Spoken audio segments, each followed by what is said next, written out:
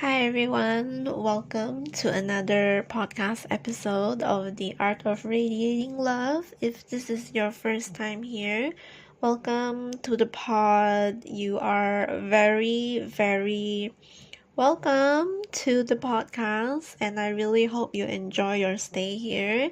And please stick along and listen to the podcast episode.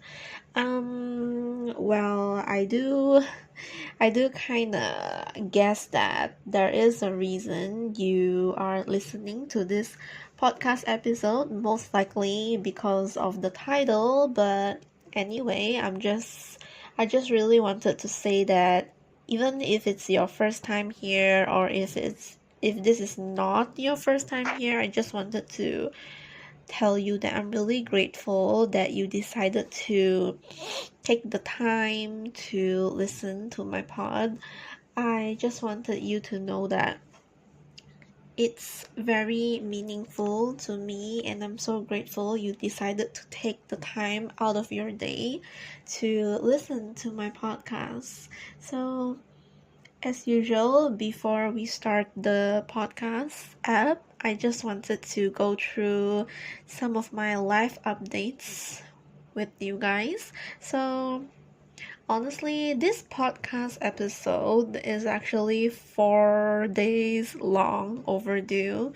Now, I normally like to record on Wednesday evenings, like right after dinner, but um, but this Wednesday, it was actually 4 days ago. It was quite a hectic but enjoyable day. It was a great day, a really great day. I spent the entire day out with my parents, my family.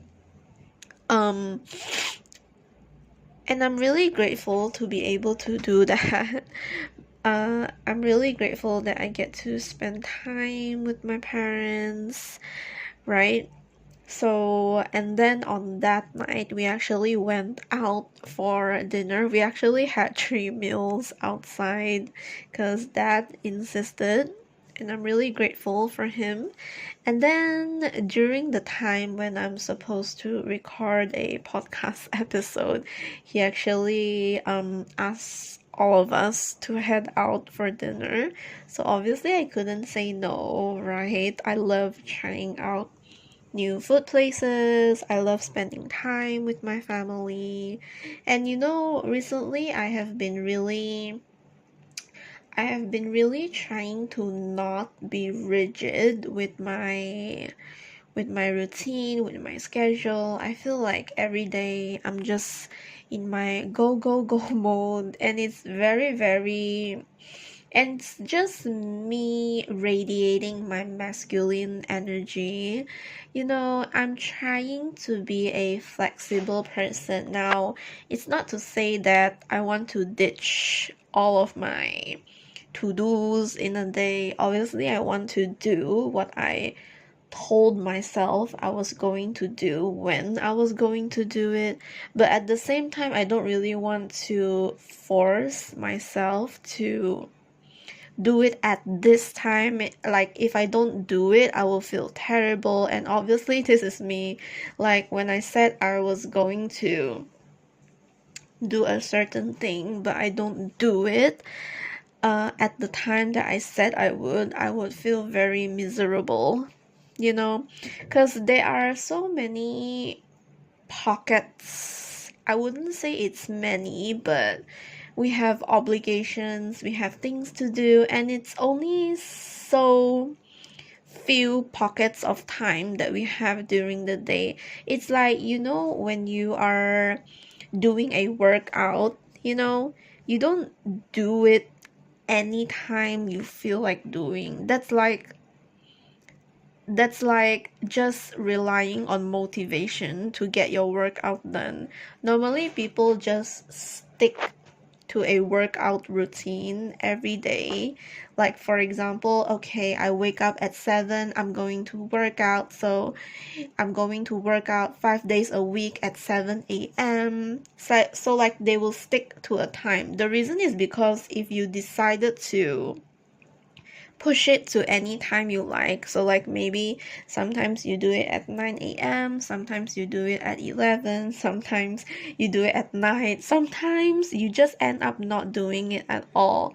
Because I have quickly realized that if I don't do it at a certain fixed amount of time, like a certain fixed time of the day, that task is just not happening. So that is actually the reason why I'm very rigid with my routine, and I'm not very open to flexibility, because if I decided to do my stuff whenever I want to do it, it's like I have a list of to do, and I'll just allow myself the freedom to do it anytime during the day as long as I do it.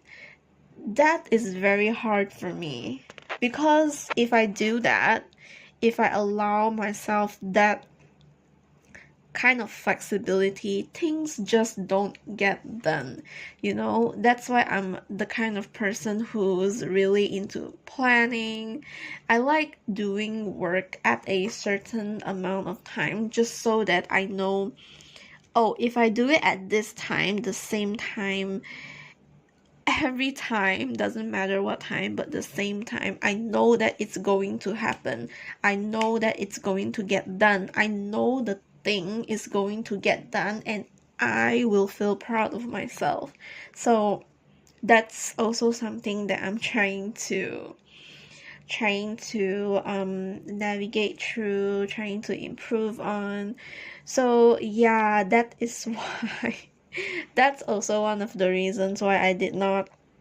So back to like what I was saying, that's also one of the reasons why I did not record a podcast app, because the time has passed and it was dinner time, and I didn't want to like record it in some other time, and I was really tired on that day, but even though I was really tired that day, I still took it upon myself to do all my creative passions at night.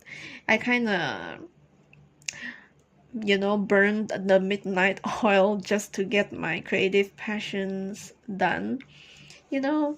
And it's not to say that I'm treating my creative passions like a chore, but it's more like when I know I have done it, I feel good about it. Okay, so yeah, although this podcast episode is 4 days overdue, but right now normally I record on Wednesdays, but it's a Saturday night right now, 10:16 p.m. as I speak right now, and normally I don't record at such a late hour. I'm normally recording at like 6 or 7. It's normally 6 p.m. because that's like the best time to record, because after that I get to do whatever I want, like a price. But right now, normally at 10 p.m., normally at 10 p.m. I'll just be reading on my bed the hour before I sleep. But tomorrow is Sunday, and I simply do not have the time in my hands. I don't have the pocket of hours. And when you have to film a podcast app, you can't do it in chunks. It doesn't work like that. I believe if you're a podcaster or you listen to podcasts, you will understand. You need to dedicate a huge amount of time to really record a podcast episode. You can't just do it for like 15 minutes and then you stop and then you continue for another 10. I am that kind of person that does my tasks like that, because I feel like I don't really have a really long attention span. But I feel like that's another topic for another day. We can talk about attention span some other day, but the thing is, this is me breaking my own rule that I'm not supposed to be looking at screens an hour before bed. Okay, this is me breaking this rule. But at the same time, this is also me showing up, doing what I said I was going to do when I was going to do it. And I figured that it actually aligns with my goals, and at the same time, I'm trying to be flexible, but not too flexible, but not too rigid. Like I said, like when you're too rigid, it does things to you, but when you're too flexible, things just don't get done. Right now, I'm trying to navigate through that, and I'm trying to look for the sweet spot that works for me. I want to be flexible, but not too flexible. I don't want to be too rigid, but I want to be rigid. So I'm still trying to learn through that and see what works. So, yeah, right now, this is just me doing what I said I was going to do when I was going to do it. And like I said, it aligns with my goals and dreams. And I know that the moment I finish recording this podcast app, I will be really proud of myself at the end of the day. And I know that tonight, when I lie down on my bed with my head on my pillow, I know that I will feel really proud of myself. I will wake up with a happy heart, and I'm not owing myself the podcast episode, like when you don't get the work done, you have to owe yourself the work. I don't want that. I want to wake up tomorrow feeling really good about myself. And at the same time, honestly, I'm not gonna complain. I actually really like recording a podcast app so much that it feels weird not to speak, you know?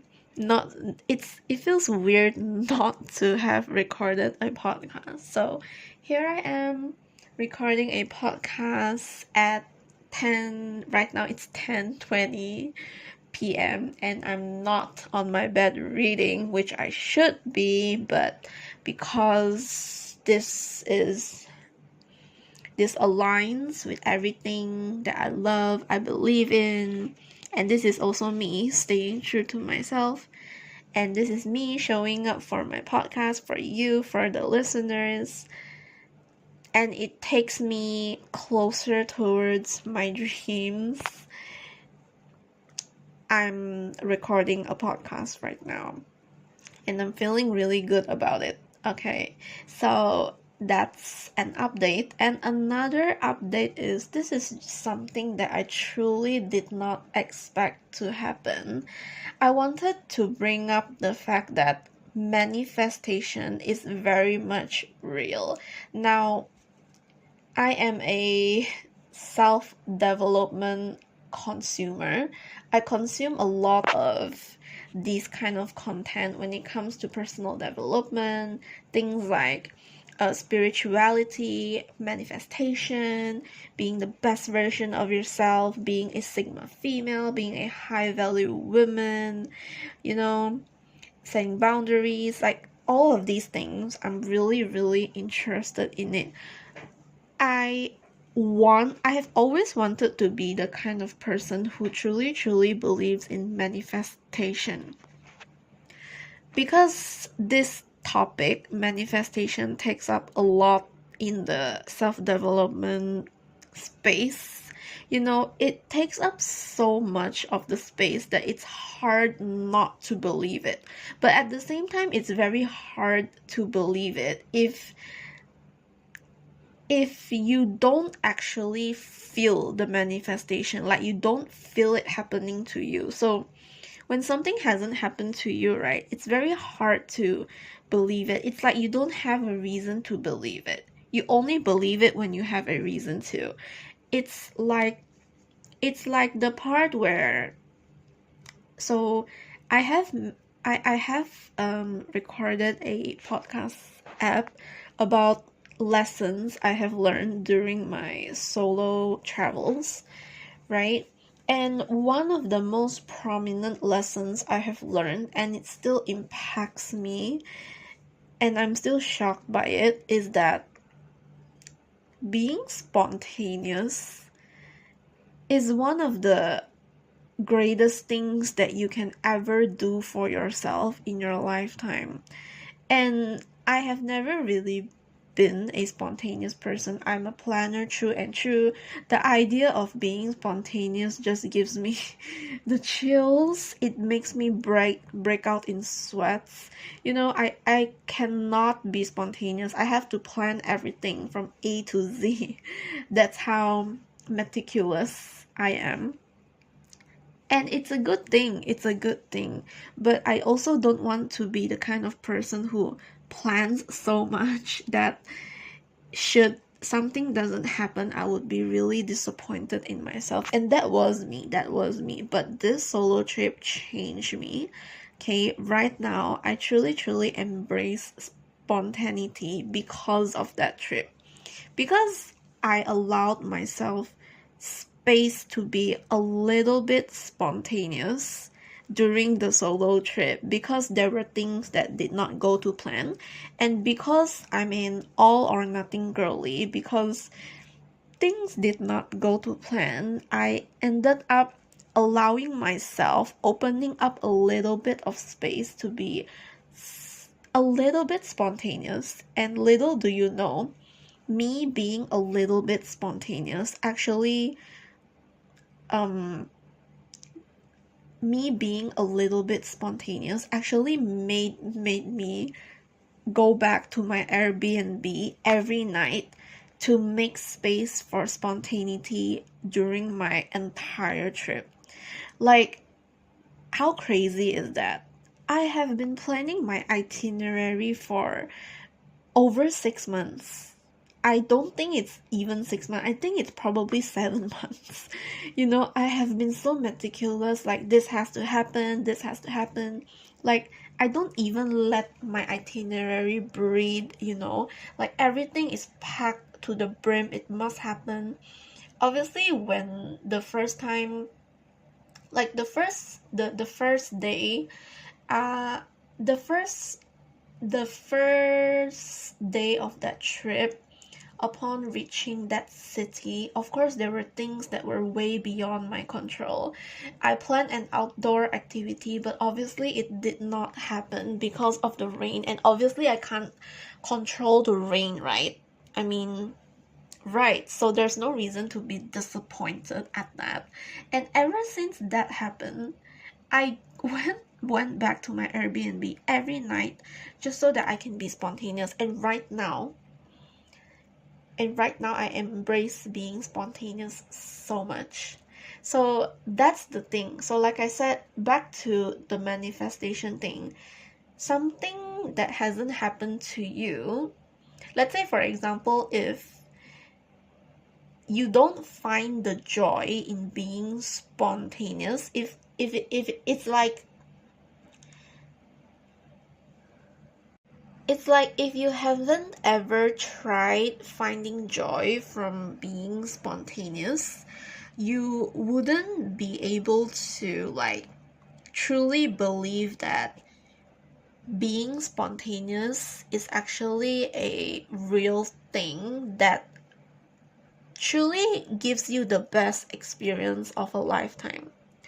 I've always thought that if I follow my plans, I will get the best experience of my lifetime, but I was so wrong. I couldn't have been so wrong. It's actually the spontaneous moments that made the trip so memorable and life-changing.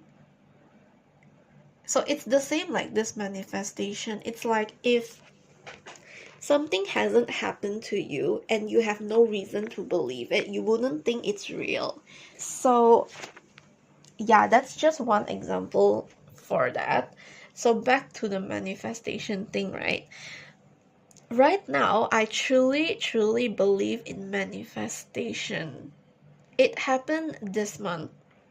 I did not believe in manifestation, although I have tried my very best, very best to be the kind of person who genuinely wants to believe it. I have never been the person to believe it, but I wanted to, just because it takes up a lot of the self-development space, right? So I really wanted to believe it.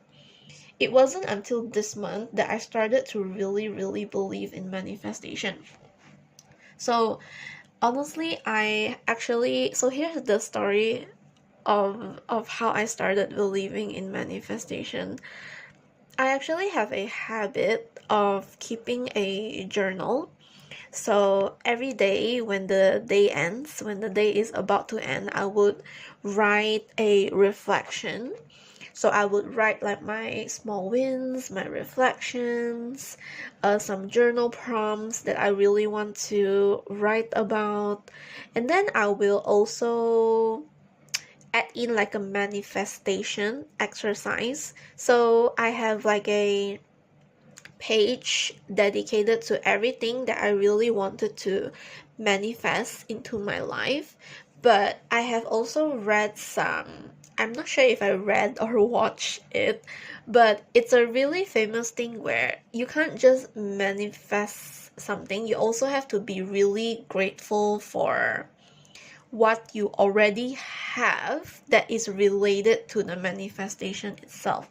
So let's say, for example, if you are trying to manifest if you are trying to manifest a car in your life, right? So you would obviously write something in your journal in present tense. You would write something like, okay, you have to write it as if you already have that thing.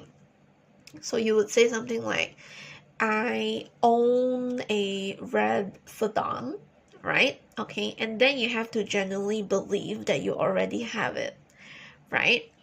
Okay, and then that's what I did every day. And aside from manifesting that each day, okay, you would also have to be grateful for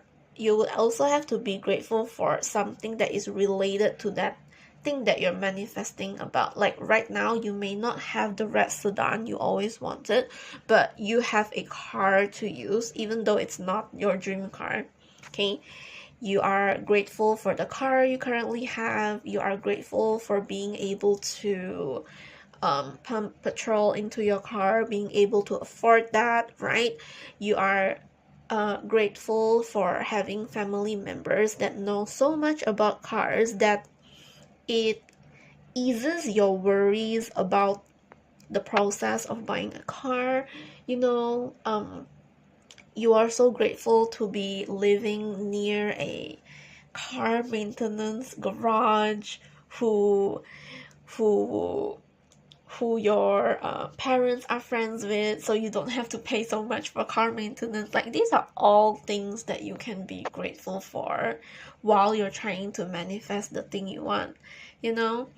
And this actually happened. Now, obviously, it's not a car, okay? So I actually wrote in my manifestation journal that I write it as a fact, you know.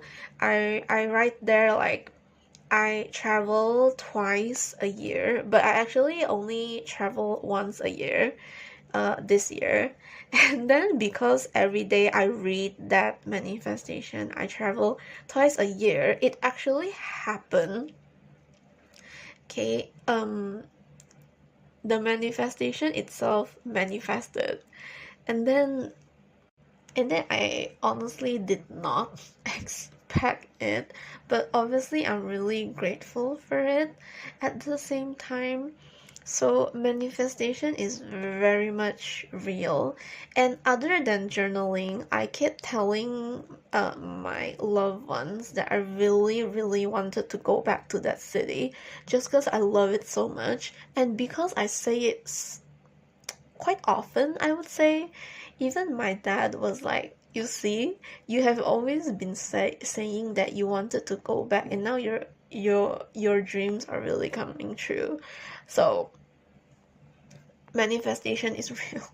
Oh my gosh, this life update is this is just the life update itself. I haven't even started talking about what I'm reading, and it's already been 24 minutes. So okay, other than that, so yeah, believe in manifestation, guys. So other than that, today I had a really great day. I had a lovely breakfast with my family. Then after that, I did my creative passions and I felt very fulfilled. I taught 3 classes today. Normally I teach 2 classes on Saturdays, but there's one replacement class that I had to take for today. And then right now, oh yeah, I have already finished reading the Blairsville Legacies. It was quite nice. I can't wait for book 2. And then I have finished my reread of The Courage to Be Disliked. So good. Like, the first read, the first read was really good, but I wasn't able to retain the information I have read. And I really like the information that I've got from the book. So I decided to reread it again. Now this is something that I recently discovered about myself. So I used to always ask like, how do I retain information from books? So I guess for my case, it's not a matter of annotation, it's not a matter of making notes, but although I do annotate things, okay, I very much prefer rereading it the second time. Like if there's a book I really want to retain all the information in my mind, I would read it the second, the third time. So that's what I did, and I can really remember a lot from the book itself, and there were so many valuable lessons in it, so much wisdom. So I'm really grateful that I have finally discovered how to retain information. And then right now I'm actually reading this book called Women Don't Owe You Pretty. I actually found this book from Pinterest, and right now I'm actually really liking it, I guess. There were certain pages that really didn't resonate with me, and rightfully so, but there were also a lot of pages that I was really interested in reading, and it really resonates. So I'm still reading it and I'm loving it so far. Then I have decided to pick up like a what's the genre called? Is it magical realism? It's called When Haru Was Here. I picked up the book because this is the second book the author of You've Reached Sam. I really liked You've Reached Sam. It was a really good book. And because of that, I decided to pick up When Haru Was Here. Honestly, the book confused me a lot. But yeah, I wouldn't say it's my favorite. I gave it 3.75, and honestly, that's quite a low rating. I don't normally give 3.75 ratings. And then after that, I recently finished, like actually yesterday.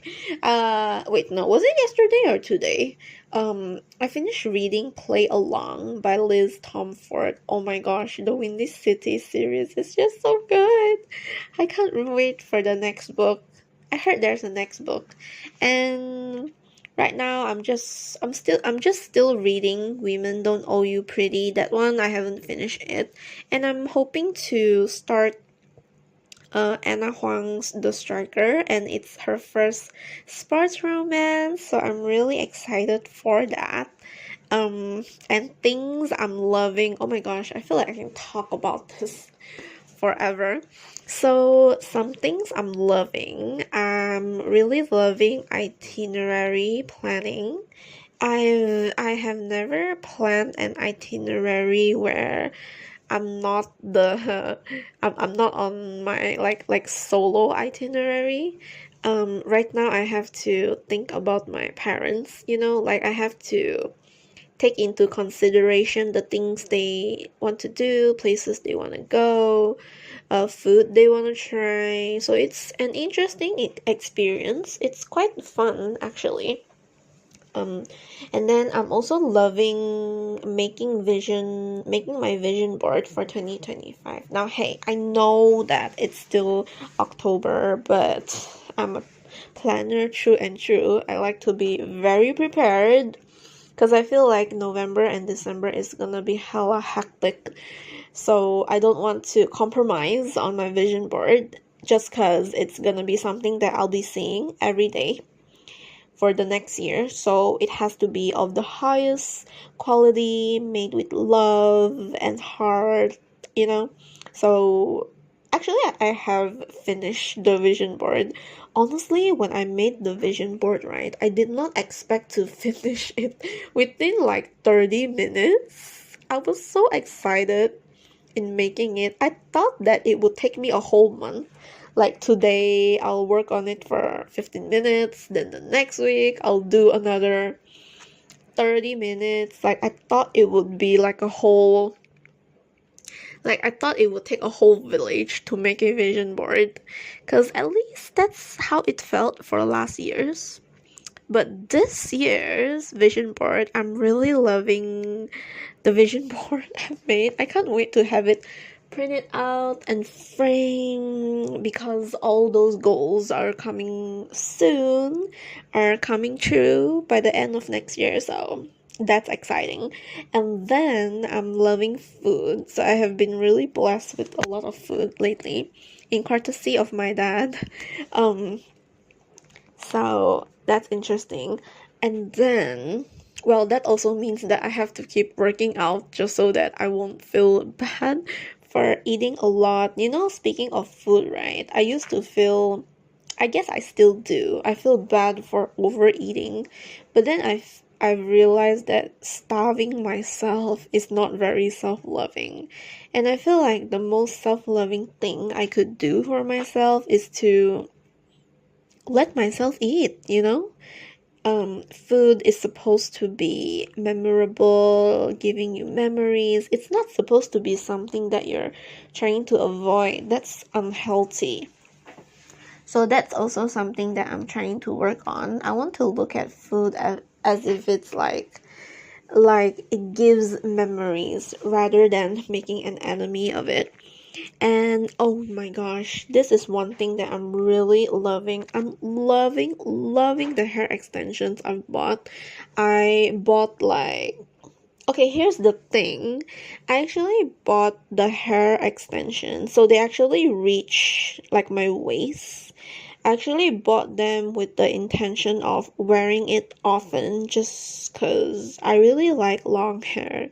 And right now, my current hair actually reaches my chest, right? Last year I actually got it chopped all the way until my shoulders because my hair wasn't very healthy. But now that it has grown a lot, my hair has been really healthy actually. It has been falling less, and the roots, okay, like the roots, the hair growing out from my scalp is seems very healthy. It used to be like the frizzy and dry kind, but right now I'm so grateful my hair has achieved this kind of health and I'm really happy about it. I'm looking to improve my hair quality, like really take care of it next year. And because I want to take care of my hair, right, I've come to realize that maybe this is just me or I don't know, okay. I have come to realize that I want healthy hair so much that I'm willing to chop off my hair. You know, I used to be the kind of girl that really loves waistline hair, but then I realized it wasn't very healthy for the scalp. I'm not sure if it's true that the longer your hair, the more the hair will fall off, you know, and I don't really like that idea. I very much want healthy hair for my scalp health, and I love my hair, you know. I don't want it to keep falling off just because I decided to have long hair. You know, I have been talking about getting shoulder length hair, you know, because I remember there was a time where I chopped my hair until shoulder length and I really enjoyed it, you know.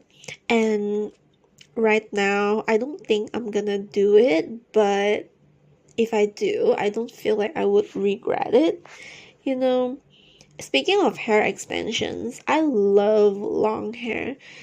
I have always loved long hair. I always like to see pictures in Pinterest of girls with really nice long hair, but I wouldn't want to like grow waist length thick hair all on my own just because I feel like it looks very heavy, first of all, and the maintenance, not that I don't think I can maintain healthy luscious hair. I know I can.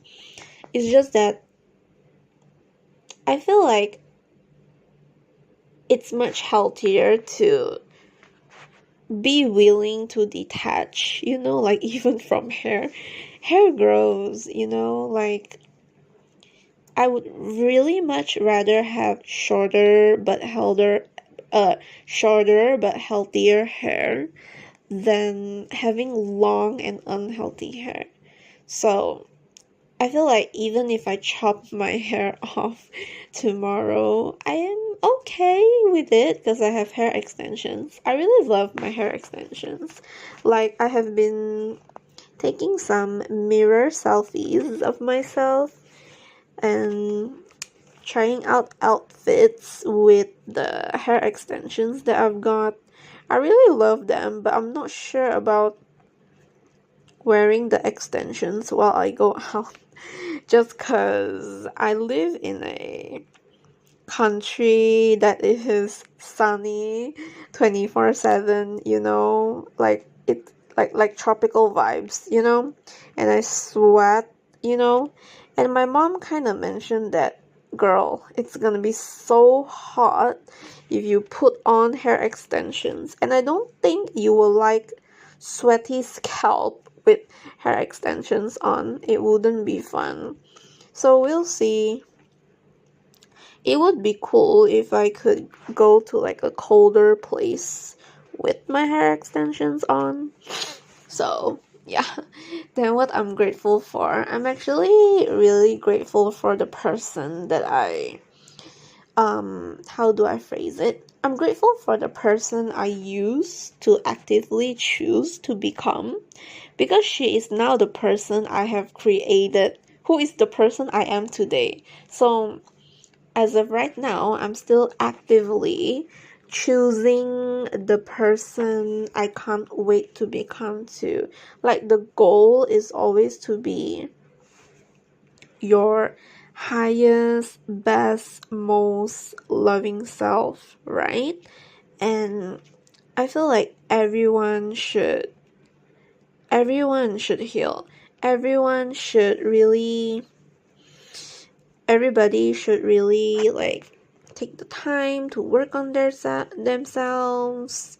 It's a very self-loving thing to do. That way you can show up better for all of your loved ones. So yeah, let's talk about today's podcast episode. Now, okay, we are already in episode 20. So, this podcast episode is called A Romantic Relationship is Not the Prize. Now, hear me out. I used to be the kind of girl who craved male validation, okay? And I also used to think that I am only a worthy person if I had the male gaze towards me. So I was looking for love at all of the wrong places, when all along the love I searched for so long was actually already within me. It's just dormant and waiting for me to reactivate it. That was what I was actually longing for. I was searching it for so long in all of the wrong places. So, what inspired me to record this podcast episode was actually last night. I couldn't sleep, okay? I was very sleepy, but I finished a book. Maybe that's also a reason why I couldn't sleep. And then I had some worries, things that were way beyond out of my control, something that I was trying to force an outcome that was totally way beyond my control, you know? And because of that I couldn't sleep. And all of these things, lead from one to another. And then last night I was sitting on my bed with my phone in hand at 2 it was around 2 or 3 a.m. I came to a realization that I had spent a decade of my life, okay? A decade of my life, I kid you not, from the age of 13 all the way until I'm 23 right now. And I can't lie, I feel like I still have this kind of mindset, but it's definitely healing. And as you guys know, healing is not linear. It's running around in circles, it's like in waves, and then all of a sudden you spike all the way up, and then all of a sudden it's stagnant, and then all of a sudden it goes down, it plummets, and then it's a straight line again, and then it's like that, it's not linear, it's not a straight line, and it's not supposed to be a straight line because healing is like that. Okay, so again, last night I couldn't sleep, and I came to a realization that I spent a decade of my life chasing after the prize. Okay, and do you know what that prize I have thought my entire life to be? I've always thought that the prize is to be in a romantic relationship. Can you imagine I spent a whole decade of my life trying to chase after that? Like even for all of the times that I said no, I'm good on my own, but really am I just lying to myself? You know? But deep inside, I still crave for that male validation. I still crave for romantic relationships, you know? And rightfully so, I'm just a girl. I'm not blaming the fact that I'm a girl, but I'm talking that I'm human, you know? I am supposed to feel these things. And another thing is, not only I spent a decade of my life chasing after this prize, at least what I thought it was a prize, I also kept attracting all the wrong men in my life. I had come to the point where I felt as though I'm not worthy of a loving relationship because it's like imagine looking for a job and being rejected 20 times in your face. It feels the same thing. Like you're attracting all the wrong men into your life so often that inevitably, it has come to a point where I feel as though I'm not worthy of a loving relationship. I thought that love was the most beautiful thing a person can ever experience. And don't get me wrong, I still do think that love is one of the greatest blessings you can ever experience in this lifetime. I'm talking about romantic love, okay? I genuinely want this for everyone, but most importantly, I want it for myself too. I used to be the kind of person who pride myself in my hyper independence. Okay, I'm not going to lie. I guess I still do in a way, but I have come to finally understand that me restricting myself from one of life's greatest blessings is me forfeiting my birthright to joy. And I'm not supposed to restrict life's blessings, right? It's like me denying the right to feel joy in my life. And because of that, I have come to realize that it's not very self-loving of me. I had come to realize that because I love myself so much, maybe a little too much, even I want that kind of blessing in my life. I think I'm finally beginning to understand that I'm actually very much worthy of a true, long-lasting, happy, and healthy relationship with a potential one I love, whoever you might be, but just because I want that for myself, it doesn't mean that I'm going to actively chase after it. No, it's with whoever I meet, I'm going to approach it all the while being detached. Now, I have always known what is attachment. Maybe I thought I did, but I wasn't very familiar with the term detachment until I truly consume more content about it and reading it up, studying about it. I want to be a person who is detached from situations, people, outcome. You know, the other day I was actually asking my friend about unconditional love. How do you love unconditionally? And we spoke so much, but we did not come to a conclusion. And then, ever since I found out about detachment, I realized that was the conclusion. Love with detachment. Like, you don't have to love, right? But, and you know that when you do, it's like you're willingly let yourself to be hurt. But that's how detachment comes in. Like, knowing you might possibly get your heart broken, but you still go for it anyway, you know? Like, you don't have to like a person, but you still do anyway. Like, that, I feel like that's the highest form of love you can ever give to someone. And not only that, I'm very aware of how much I love myself. I love myself so much that I'm very willing to allow myself to experience life's greatest joys, even the ones that scare the shit out of me. Okay? So even if I have put myself in a very willing situation where I might possibly get hurt and I jeopardize my own heart. I love myself enough to understand that should that happen, I know that I'm fully capable of feeling my feelings in a spectrum of emotions, truly embrace it, and most importantly, extract the lessons from it, because these lessons are what bring me closer to the kind of person I want to be. With every trial and tribulation, adversities, hurdles, setbacks, obstacles, they're all there for my benefit.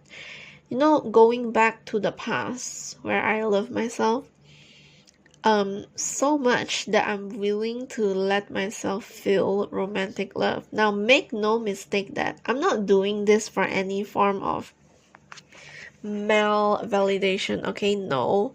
I'm open to relationships now, and I look at relationships very differently from than how I used to, okay? I love me enough so much that I'm open to let myself experience love in its truest form.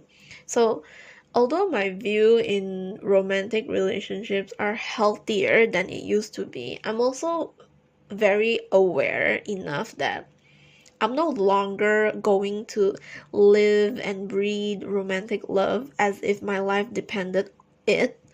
You know, at least that was how it used to be. But it's because there is so much to life than just romantic relationships. There's so much to life. Okay, I used to be the kind of person who would put the men I liked on a pedestal and worship the grounds they walked on. But today, because I pour so much love into myself, I no longer look at life as if romantic relationships are the prize. Because do you know what is the prize? Yourself. So in my case, I'm my own prize. I I should put myself on a pedestal, and I should, and the only prize I'm after is my highest self, not a romantic relationship. People are merely experiences. People aren't even yours. The only person you have for the rest of your life is you. Last night I cried. I cried for the girl who spent decades looking for love in all of the wrong places when it was actually right there all along. Like, I have always had me. Why was I looking at it from other places? All the wrong places. I spent decades longing for romantic love, and I had come to a place where I told myself I would very much rather spend my entire life single. And I know that I'm not the only person who thinks of this. And I said that from a scarcity mindset. Now, I genuinely do not think that there are high value men out there. At least that's what I used to think, okay? But as of today, I wholeheartedly believe there are high value men out there, and that it's truly possible to be able to experience the kind of love you have always wanted in your lifetime, the kind that you dreamed about as a little girl, and I genuinely believe I can have that too. I also believe the world is so abundant and there's always enough for everyone. But most importantly, the universe has my best interest at heart. I have always said this in my mind, but I'm going to verbally say it out right now, just so that it would be much more empowering if I do. So, should I decide to pursue singlehood for the rest of my life, I want to announce that it isn't going to be from a place of scarcity or a fear of being in love.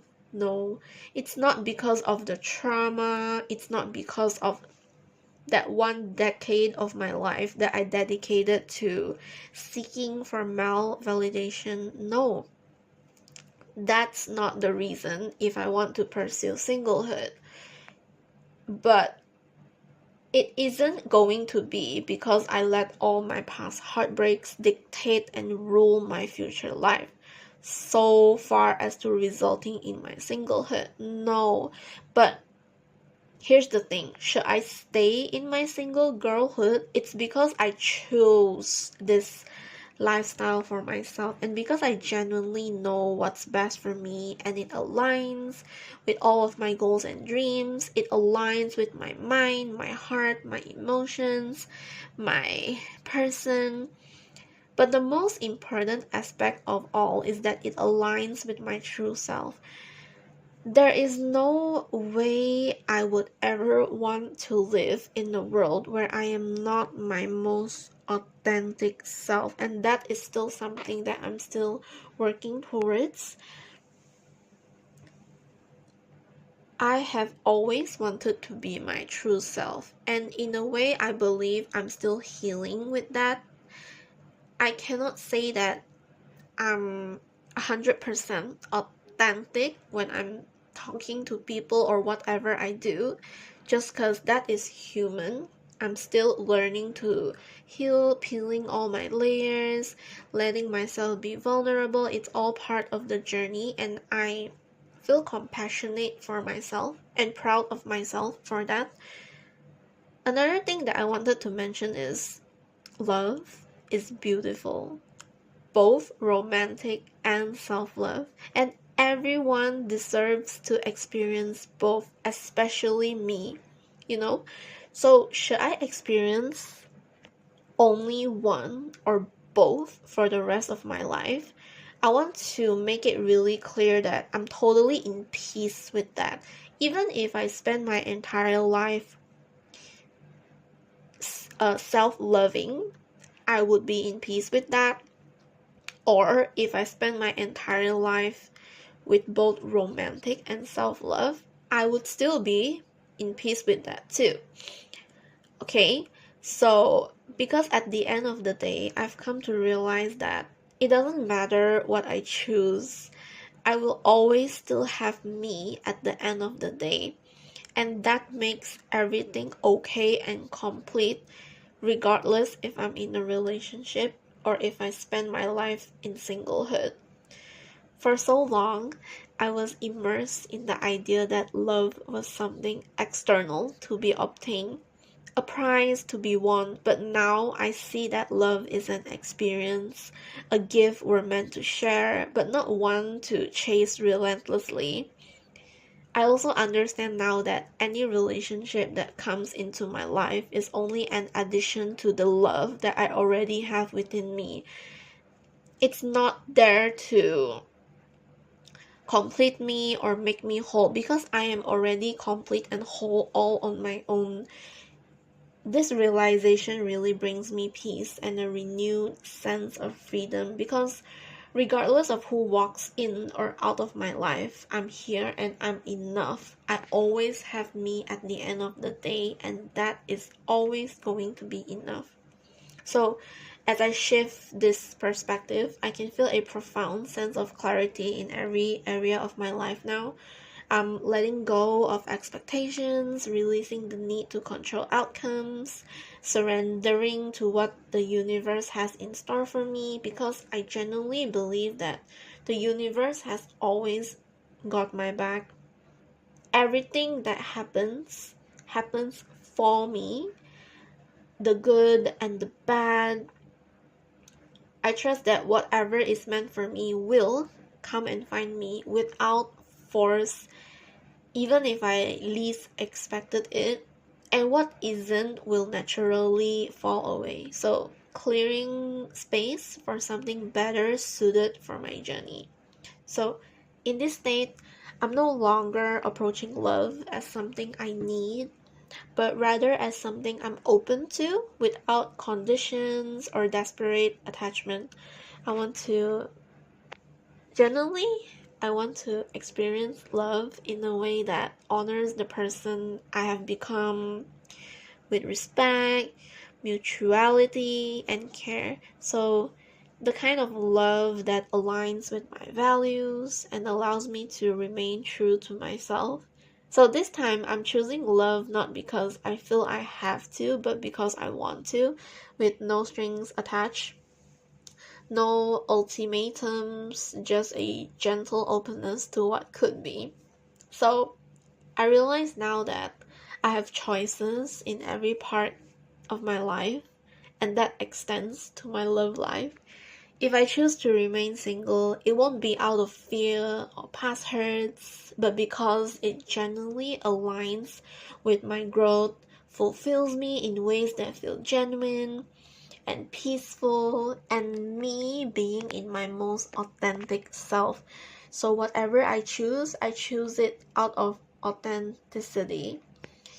And should I if I choose to open my heart to someone, it will be because they resonate with the love I already have for myself, adding to my happiness rather than defining it. So at the end of the day, I am my own home, my own safe haven, and I love being me. There's no one else I want to be but me. There is such a grounding comfort in knowing that, whether if I'm in my singlehood or in a relationship, knowing that I have myself fully and completely, this makes life feel full and abundant, and I am free to embrace all of its joys, challenges, and experiences with a heart that is both courageous and at peace. So, yeah, that's why a romantic relationship is not the prize. The prize is you being your highest, best, most loving self, the kind of person you have always wanted to become, your own dream girl. That is what you should seek as a prize. And honestly, you already have it. So, before I finish off before I end the podcast, here's a task for you to implement what you have learned today. So, this is actually a self-worth reflection exercise. So first of all, you can find a quiet space, take a few deep breaths, and reflect on the following. So ask yourself, when was a time I looked outside myself for validation or love? How did it make me feel? What did I learn from it?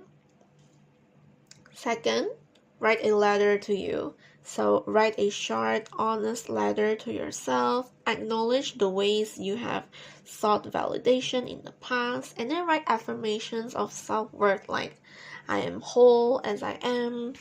I'm worthy of love. I trust that what is meant for me will find me. Then thirdly, read it aloud. Okay, read the letter aloud to reinforce these affirmations and experience how it feels to claim this word out loud, embodying the inner strength that you already have. So as usual, I don't end a podcast episode without an affirmation. So you can follow after me. Alright, so I am whole, I am worthy, and I am enough as I am. Love flows to me freely, and I embrace it with grace and confidence. I trust that I am exactly where I need to be, and what is meant for me will find me in its perfect time. So yeah, that is pretty much it for the podcast app, and I'm actually so thankful and so happy to announce that this is the 20th podcast episode. It's really crazy how we're in our 20th podcast episode already, and this is definitely a milestone. So here's to more milestones for the Art of Radiating Love. Here's to more growth together. So yeah, if you haven't already, be sure to follow my podcast Instagram account at the Art of Radiating Love. So it's available on Apple Podcasts, Spotify, and also YouTube. All links are available in the description. Be sure to leave a 5-star rating because it helps the podcast and it helps me very much. So share it to everyone.